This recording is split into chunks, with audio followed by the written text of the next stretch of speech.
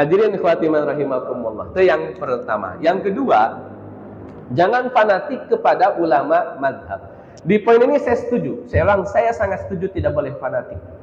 Tapi ini, jika di waktu yang sama ada ustadz yang bilang jangan fanatik sama ulama madhab, tapi di waktu yang sama dia menggiring jamaah untuk fanatik kepada dirinya, itu pelanggaran, itu kriminal.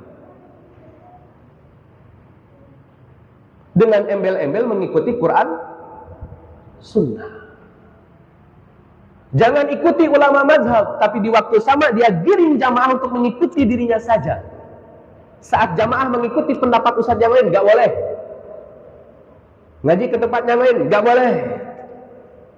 Ada ustadz yang lain dicela, ya insya Allah. Ini akhlak hari ini makin kacau. Saya yakin ini bukan akhlak Nabi, mungkin akhlak Abu Jahal kayaknya yang turun ini. Nggak ada model begitu dalam Islam.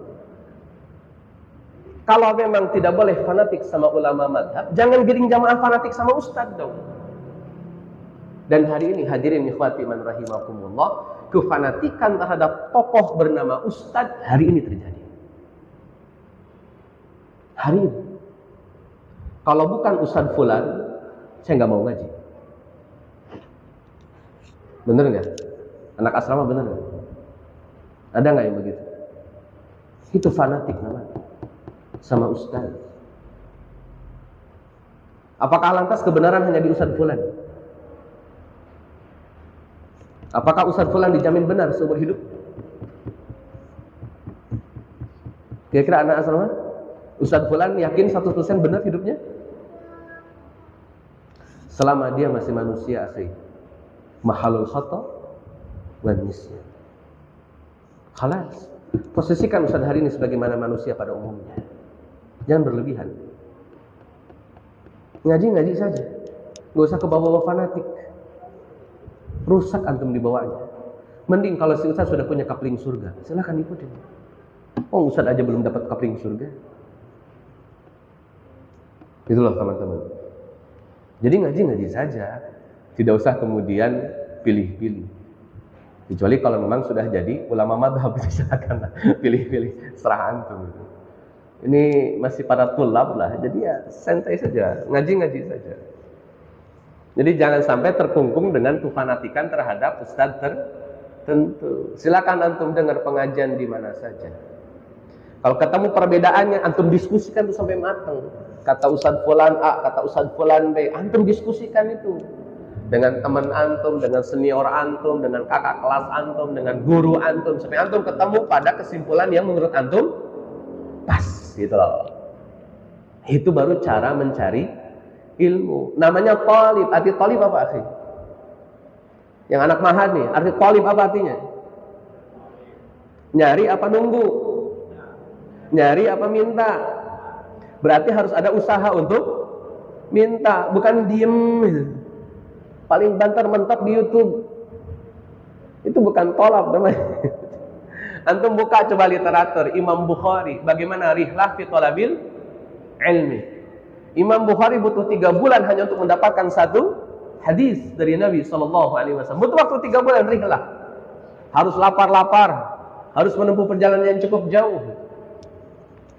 Ini sudah ngaji di YouTube doang, nggak ada usaha kemana-mana. Sekalinya ada pengajian dekat, gak mau juga, itu persoalan itu. Semaunya apa? Tolong sampaikan sering tidak hadir itu. Gak boleh caranya begitu ngaji. Sampaikan itu. Gak barokah itu. Baik ikhwani fiddin rahimakumullah. Yang ketiga, ada ungkapan lebih utama ulama ahlul hadis dibanding ulama madhab.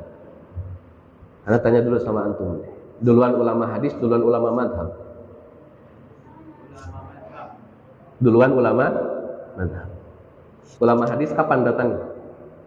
Saya cuma tahu fikih doang. Soalnya fikih Imam Abu Hanifah, karena Imam Abu Hanifah eranya sejak Al-Walid bin Abdul Malik sampai Bani Abbasiyah, jadi dia bernama. Sedangkan hadis mulai seriusnya diseriusin masa Umar bin Abdul Aziz. Cakap. Keren ini. Nah. Tapi kalau ditanya kapan hadis itu kemudian dipopulerkan? Itu di era ulama madhab. Cuman resmi dan rapihnya kaitan dengan kode fikih hadis di zaman Umar bin Abdul Aziz. Saya ulang lagi ya, agak keliru. Umar bin Abdul Aziz itu generasi tabi'in. Itu sudah matang kodifikasi hadis. Dimatanginya oleh ulama madhab.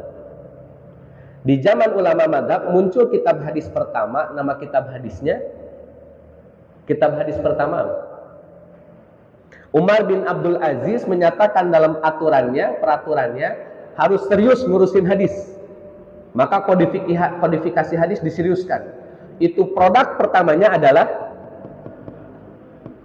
di era ulama mazhab. Imam Malik dengan kitab Al-Muwatta. Itu kitab hadis pertama. Kitab hadis pertama. Sebelum Imam Bukhari. Ana kasih informasi sama antum. Imam Bukhari lahir tahun 194 Hijriah. Imam Malik lahir tahun 93 Hijriah. Selisih berapa tahun umurnya? 101.